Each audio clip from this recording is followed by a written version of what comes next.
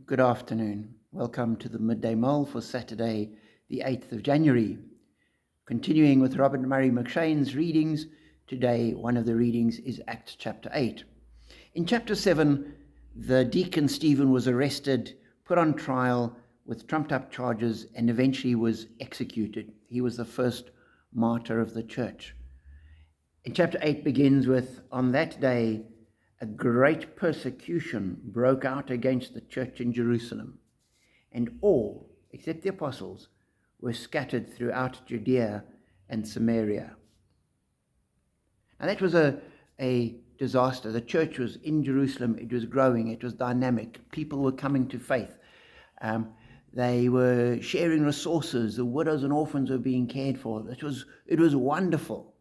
And it comes to an abrupt halt. Suddenly, the church is gone. The apostles are left, but that's 12. The rest of the people are all over the show. And it's easy to see that as a great disaster, the end of the church. But it wasn't. It was actually the beginning, because if we read a little later, we're told those who had been scattered preached the word wherever they went.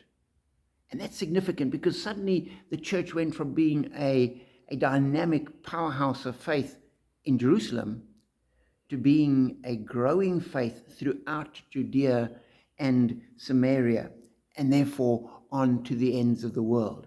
The chapter continues with a record of how Simon went to Samaria, preached the gospel, and people came to faith.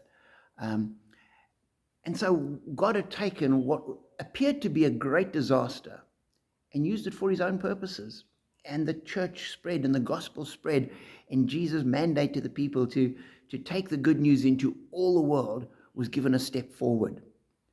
And for me, that's encouraging, because so often things in life do go wrong, and things in the church go wrong. And we look and we say, God, this looks like a complete disaster, and we can't see what's happening here. 2,000 years later, we look back at what happened then, we can see what God was doing.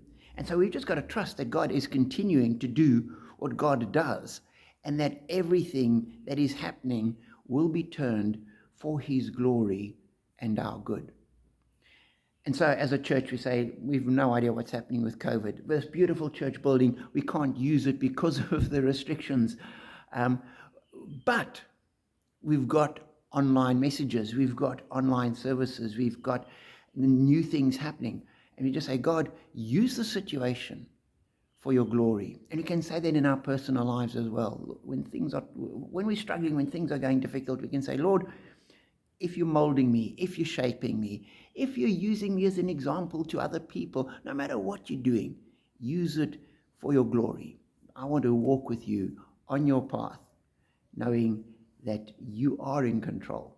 So be encouraged every day that God is with you.